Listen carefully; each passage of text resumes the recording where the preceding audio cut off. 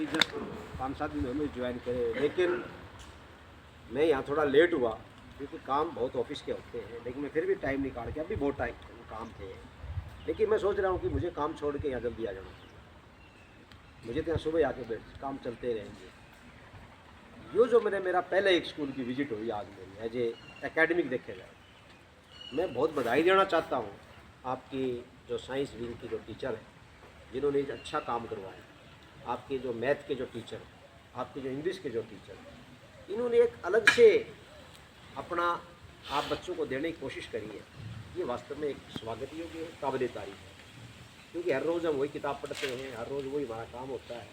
लेकिन ये जो इस प्रकार की एक्टिविटियाँ जो आप लोगों ने की है, बगैर विभाग के गाइडलाइन के, अपने ही सब चेतना से, अपने ही अंदर से एक प्रेरणा से आप बच्चों को जो दे रहे हैं, ये बड़े आप भी सौभाग्यशील बच्चे हैं। लेकिन आपका भी ड्यूटी बनती है, कर्तव्य बनता है कि ज़्यादा से ज़्यादा आप लोग जो ये काम किया है, ये खुद आप कोशिश करी बच्चों ने कर भी रखते हैं। लेकिन कई बच्चे ऐसे भी हैं जिन्होंने इस पर काम तो किया है, लेकिन वो अपना सहभागिता नहीं दे पा रहे। लेकिन आगे से आप देंगे, ज़्यादा से ज़्यादा आप ये जो मॉडल बनाते हैं बच्चे और तैयार करते हैं, इसमें और बच्चों को भी जोड़ेंगे, ताकि ज़्यादा से ज़्यादा आपके जो है ना बच्चों के अंदर एक क्यूरियोसिटी बढ़े, उत्सुकता बढ़े कि देखिए ये काम ऐसे होता है। कोई फेफड़े के बारे में बता रहा था, कोई जो है पंपिंग करके दिखा रहा था, कोई कैथोड एनोड दिखा रहा था, कोई इंग्लिश की। ये बच्चा कभी भूलेगा नहीं। जो बच्चा जो टीचर काम करता है और टीचर के साथ बच्चा सहभागिता करता है, वो बच्चा कभी नहीं भूलेगा उसको। अब ये जो बच्चे करके आए हैं, ये कभी नहीं भूलेगा। तो आपको ऐसे कार्रवाई करनी है। तो जिन बच्चों ने यहाँ पार्टिसिपेट किया, उनको मैं तहे दिल से बधाई देता हूँ, और जिन बच्चों ने शांति के साथ इनका अवलोकन किया, देखा, वो बधाई के पात्र हैं। और हम देखते हुए आपको ज़्यादा, क्योंकि आपका समय अभी छुट्टी का भी नज़दीक है, देखिए ये जो सरकारी स्कूल, जो सरकारी शिक्षण संस्थाएँ, ये आपको वो चीज़ सिखाएंगी जो आप बड़े बड़े कॉन्वेंट स्कूलों में सीख पाओगे। क्योंकि ये जो आपका जितने भी आप टीचर देख रहे हो, ये सारे के सारे आपके जो मंदिर में आपको कहीं, मैं ये नहीं कहता मंदिर उसके मंदिर हो, मस्जिद हो, गुरुद्वारे हम लोग जाते हैं, धार्मिक हमारा सबसे बड़ा मंदिर आपका स्कूल। और वहाँ तो आपकी मूर्तियाँ हैं जो पत्थर की बनी हुई, आप उनके सामने जाते हो कि मुझे ये मिल जाए, वो मिल जाए। सबसे बड़ी आपका जो महानगर कहीं आपको विद्यमान है तो आपके टीचरों के अंदर। और सबसे बड़ी आपकी ज़िंदगी का जो सबसे बड़ा जो इसको गुड मंत्र बोलते हैं, वो आपकी किताबें, वो आपकी बुक्स। अभी हमारे इस ब्लॉक आदमपुर के अंदर अभी हंसराज जी मेरे पास एक मिठाई लेके, हंसराज जी हमारे वहाँ विद्यालय के अंदर, वो अपनी व्यथा मुझे बता रहे। मैं 2 मिनट को कोट करूँगा आपके बीच में। मैं उनको जानता ही नहीं था, लेकिन ऑफिस में 10 मिनट के बाद उन्हें बताई। 2 बेटियाँ हुई और बड़े ही वो कहते हैं कि सर मैं बड़ा गरीब घर से था, मैं अपने बच्चों को अफोर्ड नहीं कर पाता। हमें ज़रूरत नहीं है किसी को उदाहरण देने की, हमें जीवंत उदाहरण आज ही मिल गया। दोनों बेटियाँ एक आम सरकारी स्कूल में पढ़ी हो, और जैसे तुम पढ़ती हो, और एक नॉर्मल साधारण बेटियाँ थी। उसके बाद उन बेटियों ने परिश्रम किया, मेहनत की, और धीरे धीरे +2 करी, फिर उन्होंने BA करी। वहाँ डी यूनिवर्सिटी में उनका एडमिशन हुआ, दिल्ली यूनिवर्सिटी के अंदर, अच्छी इंटेलिजेंट लड़कियाँ थी। और वो डी यूनिवर्सिटी से एमए उन्होंने कहाँ करा, JNU जवाहरलाल यूनिवर्सिटी। और आपको जानकर हैरानी होगी कि एक आम ग्रामीण परिवेश की लड़की, दोनों बहनें आज हमारे उनके अंदर जो हायर एजुकेशन जो प्रोफेसर कॉलेजों के लगते हैं, एक का तो टॉप 1st रैंक है और एक का 5वां रैंक है। दोनों जोड़ दिए। अखबार में आई हुई 2-3 दिन हो गए। बताइए, मैं आपको उसके उनके बेटे की बात सुनिए। उनका बेटा भी ऐसे ही बड़ा मेहनत करी, बड़ा परिश्रम कराया, और आज वो UPSC जो हमारे देश की सबसे बड़ी पोस्ट है, जो इसको ब्यूरोक्रेट बोलते हैं, सबसे टॉप पोस्ट है, उसके अंदर उसका बेटा आज IFS है, इंडियन फॉरेस्ट सर्विस में, वो जो आज तक जम्मू के अंदर कर रहा है। मैं जानते हैरान कि सर मेरे पास बच्चों को पढ़ाने के लिए पैसा नहीं था, लेकिन मेहनत करी, GK तैयार करने बच्चों को। भारत खोजो एक प्रतियोगिता आई थी पहले, वहाँ से उन्होंने जो है ना काफ़ी GK तैयार किया, और इतने इंटेलिजेंट बच्चे हो गए वो कि कभी उन्होंने सोचा ही नहीं, मुड़ के नहीं देखा। ऐसे ऐसे हालात नहीं रोना है कि मुझे प्राइवेट स्कूल अच्छे नहीं मिले, मुझे शिक्षा अच्छी नहीं मिली, मेरे घर का माहौल बढ़िया नहीं था, मुझे अच्छा टीचर नहीं मिले। आपको मेहनत करनी चाहिए। हो सकता है टीचर 2 दिन ना आए, हो सकता है घर का माहौल आपका जो है ना कई बार पढ़ाई का नहीं हो पाता है। आज की आप ज़्यादा नहीं है, 8 से 10 साल आप मेहनत कर लो, 8 से 10 साल। मैं आपको गुड मंत्र बता के जाता हूँ, मुझे समय कम मिल रहा है। 8 से 10 साल आप मेहनत कर लो, you will live like a king.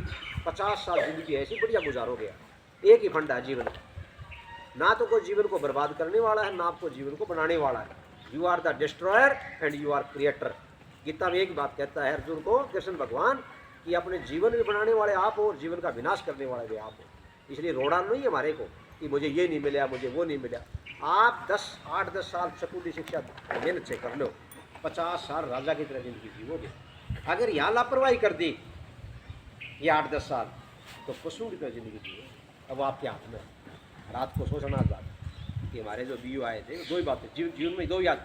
18 Gita के अध्याय पढ़ने की आवश्यकता नहीं है, दो वर्ड याद रखो कि जीवन का निर्माता भी मैं हूँ और जीवन का विनाश करता भी मैं, उसका मैं ही जिम्मेवार। एक तो ये याद रखिए। और 8-10 साल हमें कुछ नहीं करना, जैसे हमें परिस्थितियाँ मिलें, जैसे मैं उदाहरण दिया मेरी बेटियों का, आपको जो परिस्थितियाँ मिलें हमें पढ़ना, जी के पढ़ना, हमें ज़्यादा से ज़्यादा उसकी तरफ ध्यान देना है। और 8-10 साल मेहनत कर लो, 50 साल बड़े जीवन से आराम से जियोगे। आप देख रहे आपके सामने बेड में खड़ी, एक अपनी माँ को जाके देख लो, सुबह बेचारी उठती है, गोबर गिरती है, खेत में काम करती है, तुम्हारे बाप की डांट सुनती है, ना पहनने का ढंग है, ना खाने का ढंग है, कब सोती है वो उसको पता ही नहीं, वो भी जीवन जी रही है। आपके सामने देख लो, मैडम देखो, इसी के सामने आप जेट से देखो, क्या है, इन्होंने पढ़ाई करी, इन्होंने शिक्षा ग्रहण करी। तो शिक्षा वो यंत्र है जो आपको प्रधानमंत्री के साथ बात करवा दे, वो शिक्षा है। इसलिए अमूल बाण है ये, अमोघ बाण है, इसका निशाना कभी चुकेगा नहीं। इसलिए हर चीज़ को छोड़ के आपका पूरा ख्याल रख करके कि हमें जीवन के अंदर बढ़ना है, तो कम से कम 4 से 5 घंटे में सेल्फ स्टडी करनी है घर जाके, चाहे वो मोबाइल से करो चाहे और भी करो। इसलिए आपको जीवन बनाना आपके हाथ में, बाद में समय व्यतीत हो जाएगा, कोई फायदा नहीं है। वो कहते हैं ना, इट इज़ नो यूज़ कराएंगे और स्पिल्ट मिल्क, दूध फट गया तो चिल्लाने से कोई फायदा नहीं। इसलिए अपने जीवन के आप ही क्रिएटर हो और आप ही इसके विनाश करता है। और एक एम बना के चलिए, और बड़ी कठिनाइयाँ भी आएंगी, दिक्कतें भी आएंगी आप लोगों को, अपने मैडमों के साथ, अपने टीचर्स के साथ, अपने प्रिंसिपल के साथ, कोई भी दिक्कत आप उसको जाके पूछिएगा, बस आप लग जाइएगा। और यहाँ आपको एथिक्स मिलते हैं, यहाँ इस सरकारी स्कूलों में आपको सारी की सारी हमारी नैतिकता सब चीज़ मिलती है आप लोगों को। तो खान पान का ख्याल रखें, अच्छा खाएँ। अच्छा खाने का मतलब ये नहीं बर्गर और वो खाएँ, इससे आपका हेल्थ ख़राब हो जाए, आप इनकी तरफ बिल्कुल ध्यान ना दें। शहरी लोग आजकल क्या है, आपकी बड़ी बड़ी गाड़ियाँ यहाँ पर गाँव में आने लगी है, हमारे पीछे मैं देखता था, वो क्या है, शहर के लोग तो आजकल जागरूक हो गए हृदय अपने शरीर के प्रति, अब वो गाँव में आने लगी। आपको बर्गर पिज़्ज़ा ये सारी खिलाते नहीं खाना, आप दाल खाओ, दूध पियो, दही पियो, ज़्यादा घी की खाने की आवश्यकता नहीं है।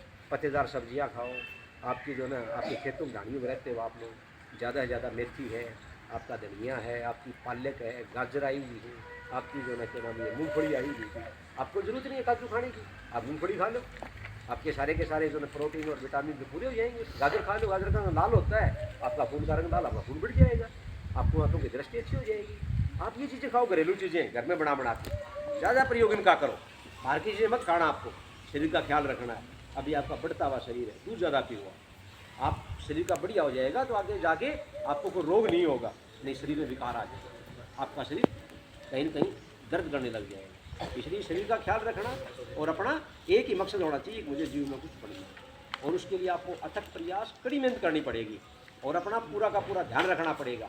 माहौल हो सकता है बढ़िया ना मिले, लेकिन परवाह नहीं करनी आपको कि हमें तो जीवन के निर्माता भी मैं और विनाश करता है मैं, और 10 साल दब के परिश्रम करना हमारे को, उसके बाद देखना आपके जीवन में ट्रांसफॉर्म आ जाएगा, आपकी आने वाली पीढ़ियाँ सुधर जाएंगी, आपकी आने वाली जो संतानें हैं, जो और आपके भाण जो छोटे आएंगे बहन और भाई, उनको एक नई रास्ता मिल जाएगा, वो सब कुछ आपका। एक बार मैं फिर आप सही प्रिंसिपल साहब का, आपके स्टाफ का और बहुत ही होनहार बच्चों का, और जो बच्चा कमज़ोर है क्लास में उसको साथ लेके करना है। ये नहीं है वो बच्चा जाता है, जैसे अभी 6ठी क्लास की एक हमारी बिटिया वो किधर गई वो, हाँ नेहा, ठीक है नेहा, वो देखिए लड़की कितने बढ़िया काम देने के ना कितना मेरे को बता रही थी, जबकि एक नॉर्मल लड़की थी, लेकिन हमारे जापू ने पहचाना और वो लड़की अव्वल दर्जे की आ रही है। तो दिमाग की कमी नहीं होती, 5% दिमाग का पूरी जीवन यूज करते हैं, केवल 5%, और वैज्ञानिक 10% करते हैं। अब कौन कहता दिमाग नहीं है, केवल ही 5% यूज करते हैं पूरे जीवन में, और वैज्ञानिक 10% यूज करते हैं। तो ये देख बहाने होते हैं कि वो नहीं है जी, दिमाग नहीं है जी, वो नहीं है जी, और कभी भी अपने आप को कमज़ोर मत मानना कि मुझे कुछ नहीं, I know well, I know everything, I am all round. मैं सब जानती हूँ, मैं जानता हूँ, मैं कमज़ोर नहीं हूँ, ठीक है। प्रतिभा मेरे अंदर है, सब कुछ अंदर छुपा हुआ है। परमात्मा ने सब कुछ आपके अंदर इतना कुछ भर रखे है आपके अंदर, लेकिन आपको पहचानना है। और ये टीचर आपकी मदद करने के लिए, तो ज़्यादा से ज़्यादा आप यूज़ करें। आपके डिजिटल बोर्ड हैं यहाँ, चलते हैं digital board? Okay, digital board चलते हैं, बहुत अच्छी बात है।